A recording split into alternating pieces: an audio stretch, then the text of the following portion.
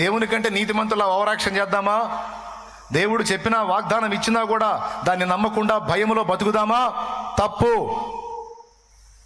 దేవుని కంటే మనం నీతిమంతులం కాదు, దేవుని కంటే మనం శక్తి గలవారం కాదు. దేవుడు డీల్ చేయలేని మనం డీల్ చేసుకోలేం. ఇంకొకటి, దేవుడు డీల్ చేయలేని సమస్య అంటూ ఏదీ లేదు.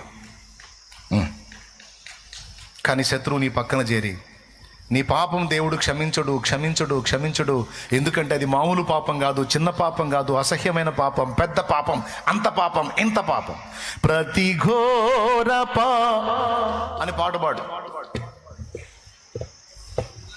ఆగిపోయింది. స్తోత్రం. అంటే ఇవన్నీ చెప్పి మళ్ళీ ఫుల్గా పాపాలు చేసుకోమని చెబుతున్నాను అని కాదు. అయిపోయిన వాటి విషయంలో ఇక నువ్వు దిగులు పడవద్దు. వాటిని తిరిగి తీసుకొని రాలేవు, మళ్ళా గతంలోకి వెళ్ళి దాన్ని మార్చలేవు నువ్వు. అదంతా యేసయ్య తన రక్తంతో కొట్టేశాడు కనుక కనీసం ఇక ముందు జీవితమైనా జాగ్రత్తగా బ్రతుకు. మరి గతం శత్రువు నీకు గుర్తు చేస్తూ ఉంటాడు. ఏదన్నా నీకు ఇబ్బంది కలగగానే ఆ పాపం ఎఫెక్టే. ఏదన్నా నీకు సమస్య రాగా నీ పాపమే నీ మీదకి వచ్చింది. ఏదన్నా నీకు ఇబ్బంది రాగానే ఆ పాపం వల్లనే అని ప్రతిదానికి నీ అడుగులు జారిన వేళ జరిగిన ఆ తప్పులను గురించి పదే పదే తెచ్చి నీకు దిగులు, విచారం, బాధ, చింత కలుగు చేసి కృంగదీస్తాడు శత్రువు. వాడికి లొంగవద్దు. వాడితో ఏం పాడతావు? పాట ఏంది అది?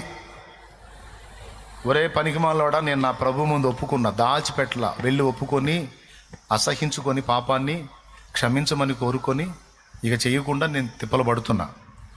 అయిపోయిన దాన్ని తీసుకొస్తావు ఎవరు నా దగ్గరికి, సైతానా పో అని గద్దించాలి. నువ్వు యేసు రక్తాన్ని ఎత్తి, యేసు రక్తములో అప్పుడే కడగబడింది, ఇప్పుడు నేను పరిశుద్ధుడను పరిశుద్ధురాలని నేను అంటే సైతాను గాడికి సౌండ్ ఉండదు. అందుకు యేసు రక్తం. ఓకేనా? రైట్. ప్రార్థనకు జవాబు ఉందో లేదో, ఉంటే ఇన్ని రోజులు ఎందుకు ఉంటుంది? ఏది జవాబు? రాలేదు కదా, కార్యం జరగలేదు కదా అని శత్రువు నిన్ను కృంగదీస్తాడు. అక్కడ కూడా నువ్వు చెప్పాల్సిన సమాధానం ఏంటంటే, నేను ప్రార్థించాను, అది దేవుని సన్నిధికి వెళ్ళింది, దేవుడు వాగ్దానం ఇచ్చాడు, అది నెరవేరడం కోసం ఎదురు చూస్తున్నా. ఏం నెరవేరిద్దో ఏమో, ఈ బాధలు ఇలానే కంటిన్యూ అవుతున్నాయి. ఒరే సైతాను, నువ్వేదో నా గురించి బాగా దిగులు పడుతున్నట్టున్నావు. నాకు లేని దిగులు నీకెందుకురా వెధవాయ్, నువ్వు పోరా పో సైతానా. యేసునామల్లా నా దేవుడు వాగ్దానం ఇచ్చాడు, ఆయన సమయంలో తప్పకుండా అది నెరవేరిద్ది, నాకు డౌట్ లేదు.